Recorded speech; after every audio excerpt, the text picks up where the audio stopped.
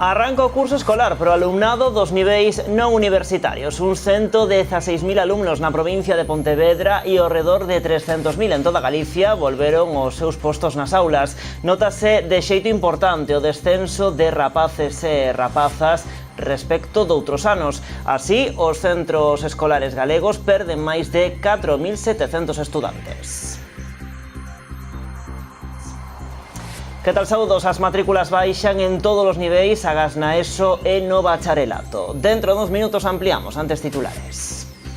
Os traballadores de ENCE retoman as mobilizacións, fan ademais cunha manifestación polo centro de Pontevedra que queren que sexa masiva. Vai ser o 30 de setembro. O CSIF acusa o alcalde de Boiro de modificar unilateralmente o horario dos traballadores. O Concello aclara que só se reorganizaron os cadrantes da Policía Local ante o gran número de baixas.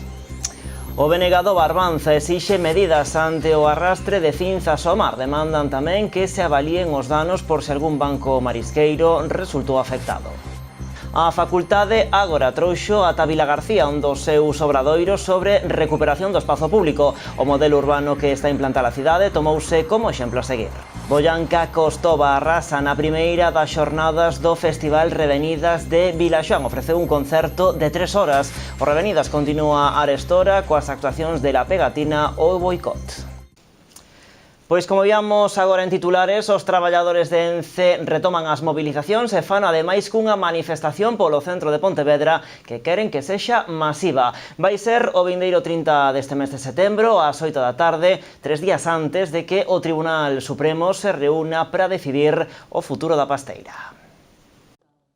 Comeza a conta atrás para coñecer cal será o futuro da factoría de ENCE en Lourizán. O vindeiro 4 de outubro o Tribunal Supremo reunirase para ditar sentenzas sobre o primeiro dos 3 recursos contra as sentenzas nas que a Audiencia Nacional anulaba a prórroga da concesión. Nos desexamos que o Tribunal poña sensatez e cordura ante a clase traballadora de Pontevedra e de Galicia para poder seguir desempeñando a nosa actividade laboral e seguir traballando cerca das nosas vivendas e seguir que se nos esclarezca o noso futuro, porque penso que xa son horas e xa levamos moito tempo vivindo esta situación e queremos que se esclarezca definitivamente e desexamos que sexa positivamente para os intereses dos traballadores de ENCE. Pero os traballadores non agardarán sentados. Hoxe anunciaron a convocatoria dunha manifestación para o vindeiro 30 de setembro. A partir das 8 da tarde percorrerán Pontevedra cunha movilización que agardan que sexa masiva. Es un mensaje para todo el mundo. Queremos ser una manifestación masiva. Nuestro futuro, vuelvo a repetir, está en juego. Nuestro salario está en juego, nuestros puestos de trabajo están en juego. La ciudad de Pontevedra está en juego también, la comarca de Pontevedra, toda Galicia. Estamos hablando no de 400 puestos de trabajo directos, sino de 5.000 puestos de trabajo, 5.000 familias. Con estas dúas datas en mente, o cadro de persoal acusa a clase política de utilizar os traballadores e reclama poder seguir traballando en Lourizán. Los políticos están para defender a los ciudadanos, para protegerlos, para garantizar un derecho que tiene todo el mundo, un derecho a un salario digno, a un trabajo digno y a un futuro. Y los políticos, con esa irresponsabilidad, esa incompetencia, esa insensatez, ese egoísmo por tener su interés político y seguir en campañas electorales, siempre nos han utilizado, nos han insultado, nos han machacado. Basta ya. A factoría de ENCE en Lourizán leva case 2 meses parada polo episodio de seca que afecta o caudal do río Lérez.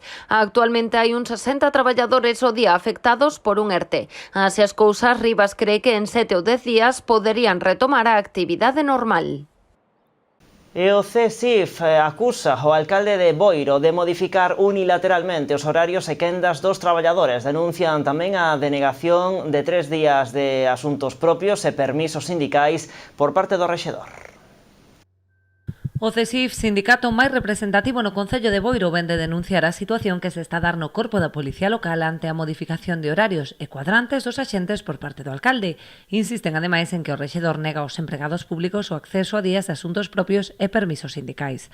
Dende o Concello de Boiro aclararon que nos últimos días producíronse unha serie de baixas que obrigaron a reaxustar o cuadrante para cubrir o servizo, algo que acontece non só neste corpo, senón en todos os departamentos da Administración, onde os cuadrantes se axustan en función das necesidades necesidades. Actualmente a plantilla da policía compónse de 14 persoas, 2 son funcionarios en prácticas, 7 están de baixa e outros 2 de vacacións. E o Benegado Barbanza exixe a adopción de medidas para evitar danos na ría ante o arrastre de cinzas. Solicitan á Xunta que faga unha avaliación das consecuencias e habilite unha liña de axudas no caso de que haxa bancos marisqueiros afectados. O BNG urxe a Xunta a tomar medidas para evitar que as cinzas e a terra queimada tras o grande incendio forestal acontecido a principios de agosto na Serra do Barbanza cheguen ao mar.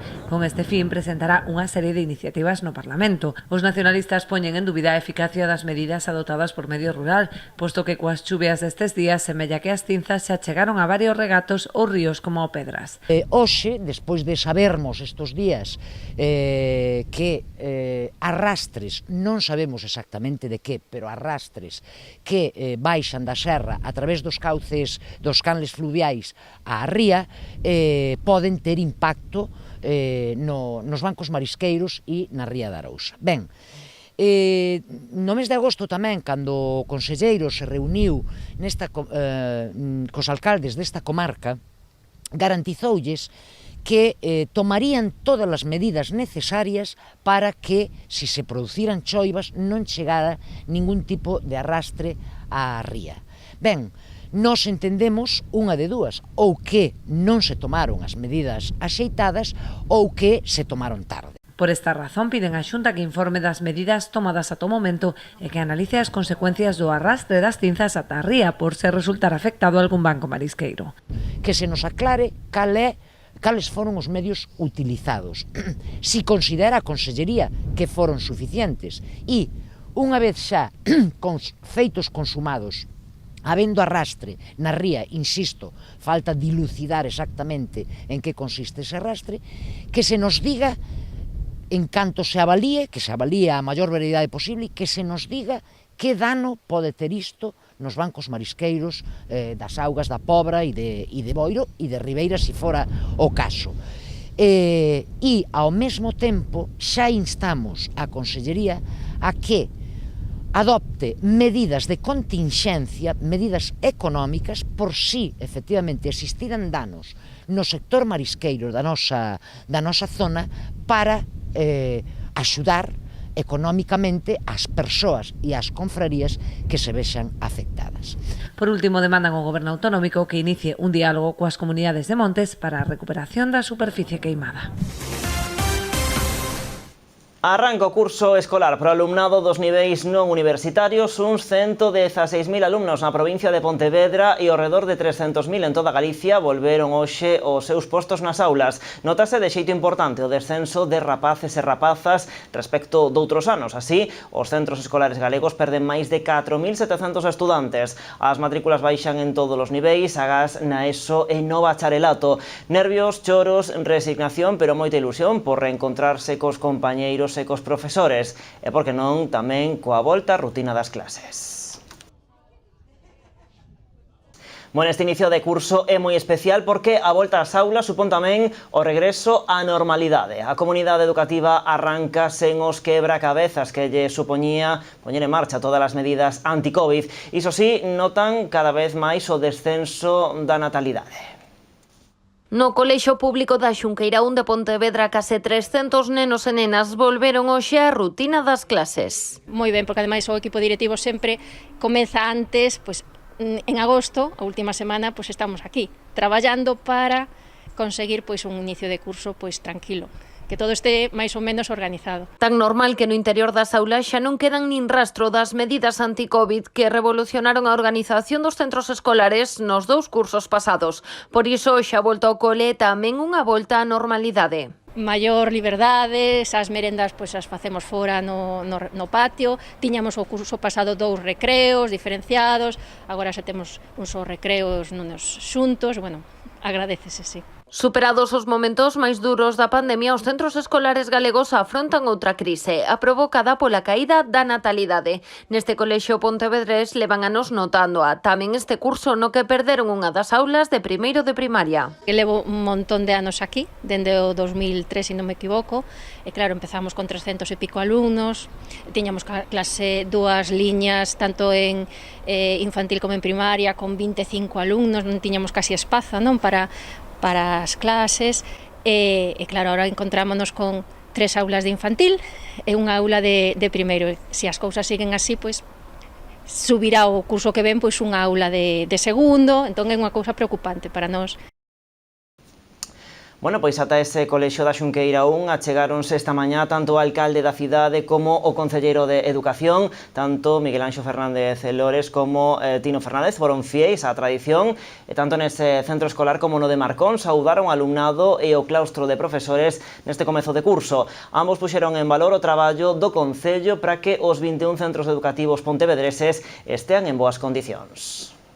Esas competencias impropias ou compartidas que complican moitísimo a xestión. O normal é que cada administración atenda desde o punto cero, desde o personal hasta os equipamentos, non? E aquí temos unhas competencias en mantimento que non se sabe moito o que é mantimento, o que non é, e xenera algún problema, pero bueno, en todo caso estáse intentando por parte do Concello cubrir todas as necesidades posibles, non?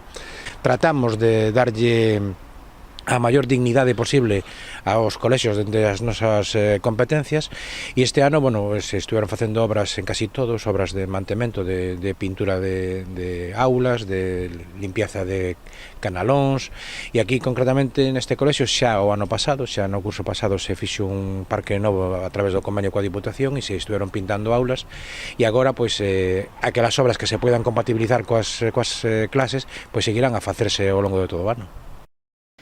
En Pontevedra seguimos, o Concello rexeita, asinala as expropiacións forzosas da supresión dos pasos a nivel na Praza dos Praceres. Esta mañá celebrouse un acto para a asinatura das actas para a urxente ocupación das leiras afectadas por ese proxecto.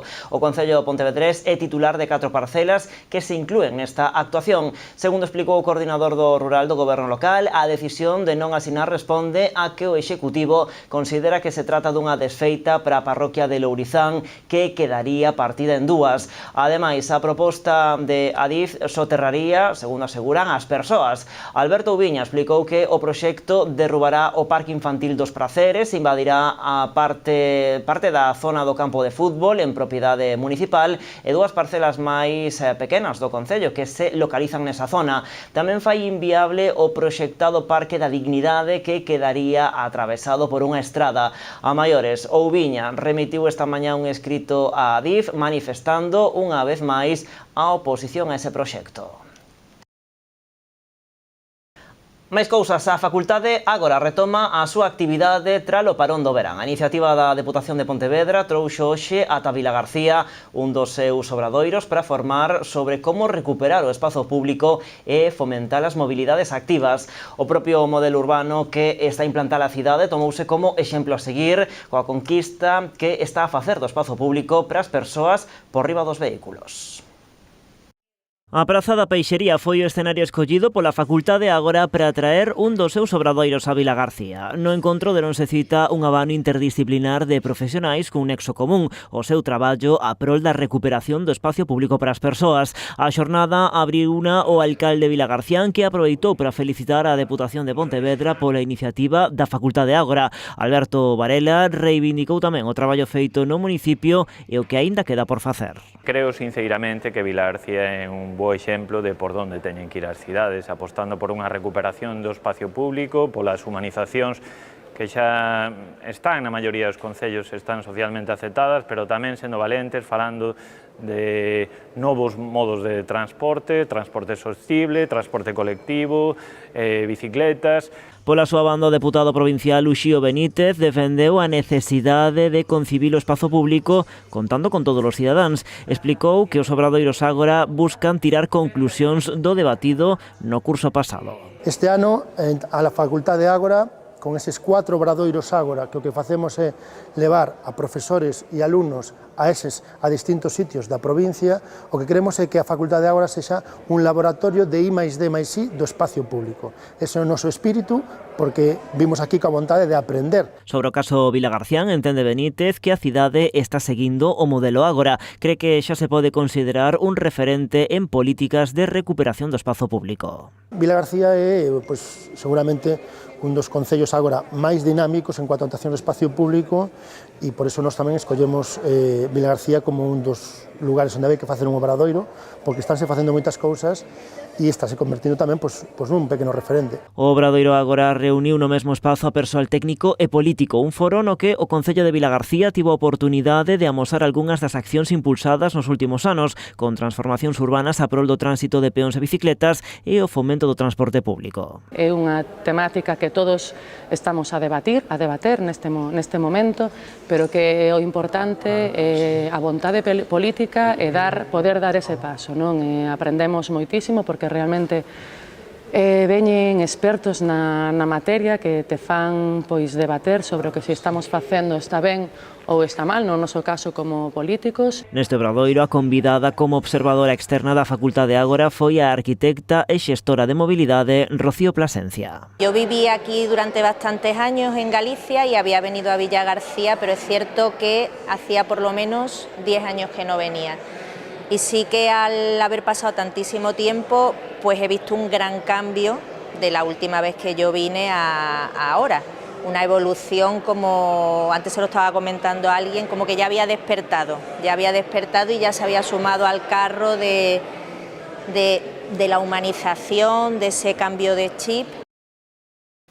Vilaxoán é a esta hora un auténtico fervedoiro. Xa está en marcha unha nova edición do Revenidas. Falamos deste asunto dentro duns minutos, logo da publicidade, aquí nas Novas do Día.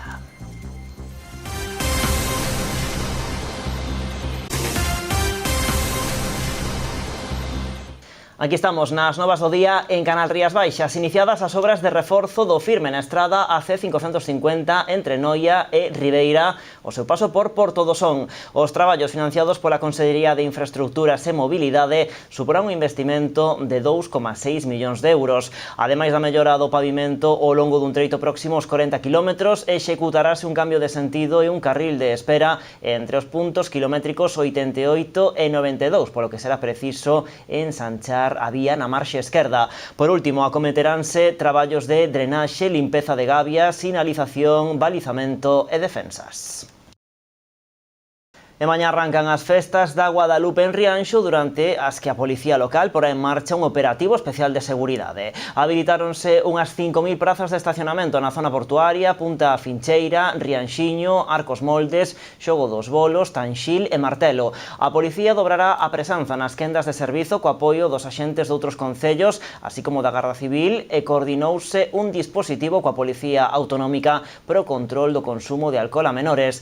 Durante todas as festas, reforzarase ademais a seguridade con servizo de ambulancias, bombeiros e protección civil, e habilitarase unha caravana morada no Paseo da Ribeira para a prevención de agresións sexuais e asistencia ás vítimas. Cambiamos de asunto. Un local especializado en brunch e onde as mascotas son atendidas ao igual que os seus donos. Isto é posible grazas a un novo hotel-restaurante que acaban de abrir en Ribadumia. Un establecemento que, ademais de ter unha carta novidosa, tamén prepara os cuartos e as comidas ao gusto das mascotas que acompañan os seus donos.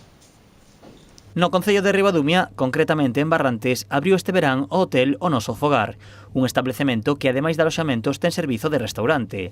A súa carta é moi variada con produtos novidosos. Un deles pouco común na nosa contorna, o brunch. É unha comida un pouquiño máis light, non é tan... é un desayuno moi completo, que huevos revueltos é moi americano, moi típico, huevos revueltos con bacon, tostas grandes, cousas así diferentes.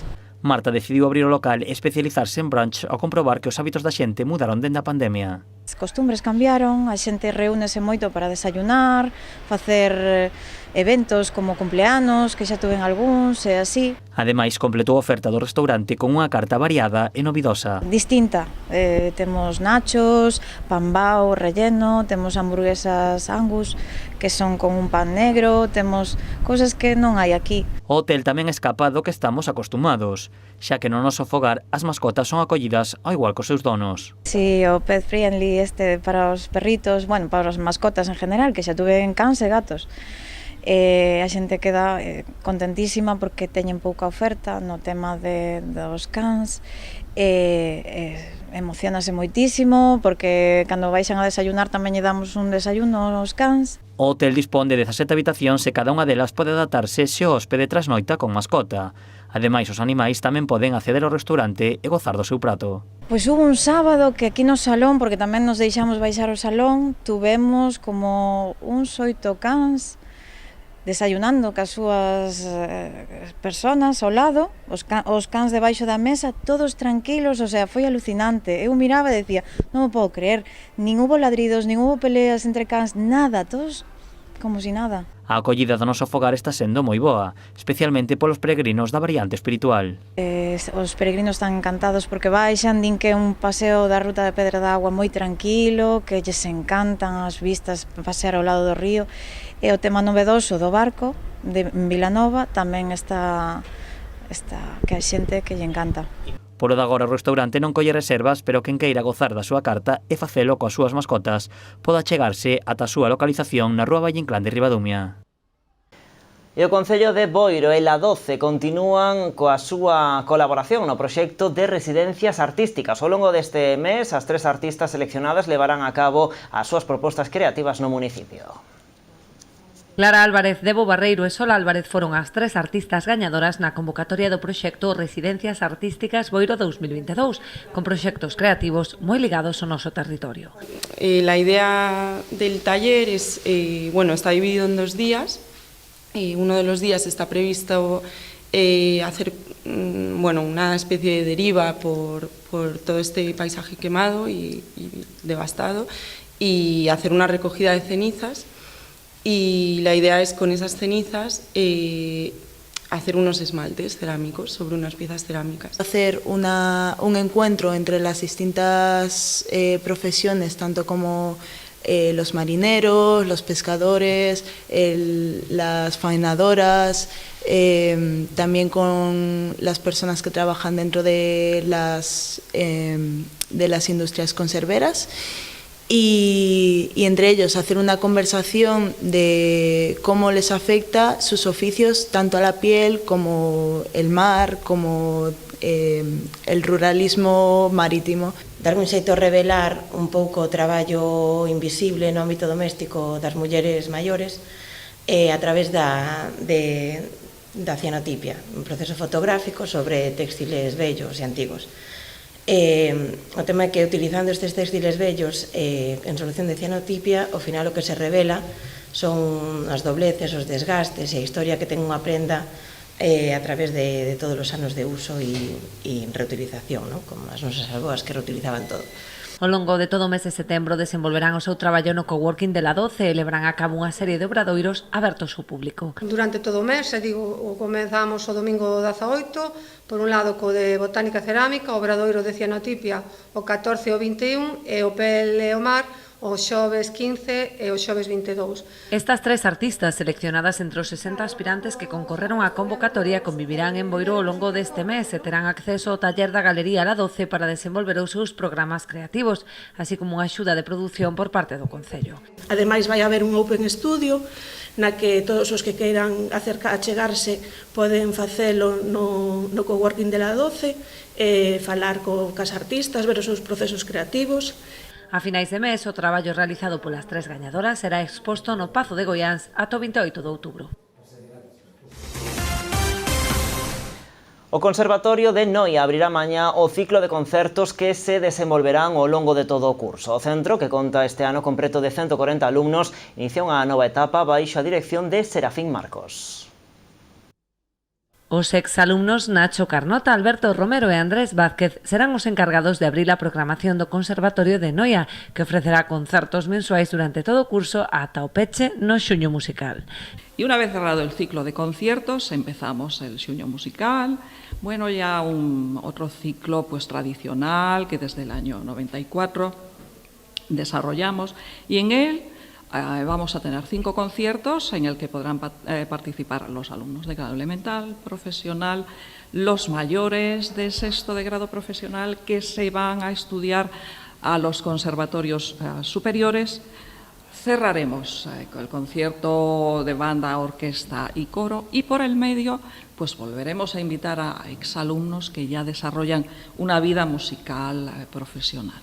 O obxectivo desta iniciativa é preparar os alumnos dende ben novos para tocar fronte ao público, adquirindo os recursos de interpretación necesarios ao tempo que amosan o seu bo facer ante a veciñanza. Estes concertos se veñen organizando dende os principios do Conservatorio, que este ano cumple 31 anos. Inicialmente eran trimestrales, pero ahora xa é unha oferta que facemos mensual. Estes concertos son fundamentales na formación do alumnado, que dende moi novo trata de coñecer e controlar as sensacións no escenario e frente ao público, e ademais de ser de ter unha tarea fundamentalmente educativa e formativa, tamén é unha oferta cultural. Dende o Concello quixeron agradecer á nova dirección do Conservatorio o seu esforzo por dar continuidade a este tipo de ciclos, iniciados xa hai décadas. Acaba de producirse unha renovación na dirección do Conservatorio, digamos, responsabilidade que asume Serafín a partir de agora, e ca colaboración de Lucía e o resto dos profesores, dos mestres que integran ese abano de profesores e tutores do Conservatorio, pues estamos seguros que van a seguir incrementando esa labor formativa. Todas as actuacións desenvolveránse no Coliseo Noela ás 8:30 da tarde. Martín Kodax despídese das súas tardes do Atlántico. A iniciativa acaba de celebrar a súa última sesión colgando cartel de completo, como no resto de citas anteriores. A proposta fusiona o talento das novas xeracións da cociña galega co viño albariño, coas vistas á Ría da Arousa como escenario excepcional. Martín Kodax afianza a súa aposta polo enoturismo cunha exitosa edición das Tardes do Atlántico. A iniciativa busca unir as novas xeracións da cociña galega ao viño nunha proposta gastronómica apegada ao territorio e que ten o albariño como protagonista. A edición deste ano acaba de rematar, caracterizada pola volta á normalidade, como no resto de actividades enoturísticas e de lecer que organizaron a cooperativa ao longo deste verán. Ten sido un verán fantástico. Para nós era a volta á normalidade, foi ainda máis que normalidade. Foi recuperar aqueles tempos de ledicia, ver que a xente tiña ganas de vir a Martín Kodax, de participar dos nosos eventos, participar dos concertos, participar das enoviaxes e, como non, tamén participar das Tardes do Atlántico cos cociñeiros. No marco das Tardes do Atlántico, pola terraza da adega desfilaron ao longo das últimas semanas ata 10 cociñeiros de diferentes zonas de Galicia. Cociña de vanguarda con produtos tradicionais e de proximidade. Propostas innovadoras que reinventan a nosa gastronomía, botando man tamén das cociñas do mundo. É unha fusión fantástica porque é o que nos gusta a nós, é traer a cociñeiros que aporten creatividade, que aporten un concepto diferente, que sexan un pouquiño arriesgados, que teñan como a nós pasión polo seu traballo e que fagan algo diferente como tentamos facer nós. Moncho Vargo e Javi Freijeiro, responsables dun restaurante na Coruña, foron os encargados de poñer o broche de ouro á edición deste 2022 das Tardes do Atlántico. Traemos algo de produto, bueno, que normalmente temos no restaurante, 3 pratos que agora mesmo temos en carta e que, bueno, son bastante emblemáticos e que nos gustan moito. Traemos unha navalla, traemos a nosa croqueta e traemos un pouquiño de bonito, que faremos un pequeno escabeche con ele. Coa súa proposta, os dous cociñeiros quixeron unir o norte e o sur de Galicia, quedando co mellor das rías altas e baixas. Al final, lo que se trata tamén é de representar e de traer aquí a esta zona tan maravillosa tamén parte do noso produto e enseñar o que temos tamén na provincia da Coruña. Sin comparar, nin entrar en comparacións co que tedes aquí abaixo tampouco, pero bueno, nos evidentemente defendemos o noso territorio, estes eventos son fantásticos para tamén amosar o noso mar, a nosa horta e tamén a nosa visión da cociña, non? Que é o que se trata. Unha proposta atrevida que, como non, casa a perfección cos viños desta adega. Traemos 3 produtos de mar, tanto a navalla como a croqueta de centola como o bonito de Burela, son 3 platos mariñeiros que con esta zona vitivinícola tan espectacular e que está con esa tradición de maridaxe conxugada perfectamente entre salinidade, acidez, redondez da uva albariña, esperemos que sea un éxito. E o público, unha vez máis, respondeu á chamada das tardes do Atlántico. As 10 xornadas que se organizaron este verán foron todo un éxito, colgando en todas elas o cartel de completo. Máis asuntos, o Concello de Noia axudicará nas vindeiras semanas a construción dunha nova pista multideportiva e outra de pádel en Bergondo. Non é a única instalación deste tipo, posto que o Executivo ten proxectada unha instalación semellante na zona de Labarta. Son máis de 100.000 euros de investimento que vai a reforzar, a mellorar as instalacións deportivas do Colexio de Bergondo, pero tamén fora do horario lectivo vai a permitir que outros usuarios da zona ou do resto do Concello pois que podan facer uso desa multipista, onde tamén está se traballa xa na construción de unha pista de pádel, de tal maneira que esa nova multipista deportiva que vai a facerse en Bergondo terá en paralelo contigua unha pista de pádel, e estamos traballando tamén na elaboración dun proxecto para a instalación tamén de unha pista de pádel na zona de Labarta. Esas actuacións amplían a oferta de actividade deportiva que xa tiñamos nas distintas modalidades, e no caso concreto do pádel, que non había ningunha instalación dentro do propio termo municipal adaptada, pois o que se pretende con estas dúas obras pois acometer unha na zona de Labarta, outra na zona de Bergondo, que polo menos lle dé unha resposta a eses usuarios do pádel que levan demandando tamén dende fai un tempo para que se dote dese servicio. Bueno, marchamos agora ata Vilaxoán. Boyanca Costova arrasou na primeira das xornadas do Festival Revenidas. Ofreceu un concerto de 3 horas no que estivo acompañado de varios artistas. En total, 6 convidados, entre eles Dios que te criu, Grande Amore ou Pili Pampín. Todos eles deronlle forma a un concerto único que dende a organización cualificaron xa de histórico. Na primeira noite de Revenidas tamén subiu ao escenario a artista emerxente Siner, formada no proxecto Descubreas da Deputación de Pontevedra. Por ali tamén pasaron a Yaya DJ e Chris DJ, que durante a súa sesión tivo unha mención especial para Javi Maneiro, cantante de Herdeiros da Cruz, que atravesan estes momentos por problemas de saúde. O Revenidas continúa hoxe coas actuacións de La Pegatina ou Boicot. Vaise prolongar ata o vindeiro domingo coa visita doutras moitas bandas, entre elas Lendacaris Muertos, Bayuca, Ladilla Rusa, SES ou Ortiga. E outras que tamén estarán en Vilaxoán son as Tanxugueiras. Van a actuar no Revenidas o vindeiro sábado á tarde. As pandereteiras están a vivir un verán moi intenso, con multitude de actuacións ao longo de toda Galicia e tamén noutros puntos de toda España. Coas Tanxugueiras aproveitamos para poñer o punto final ás novas do día. Mañá estará de novo por aquí Juanma con toda a información. Nos vémonos mañá venres no Verán Verán. Quedan agora co programa Orixe e Calidade. Siga falando, que a xente siga falando, pouco a pouco vou collendo todo o que fun sementando. Ai, la, la, la.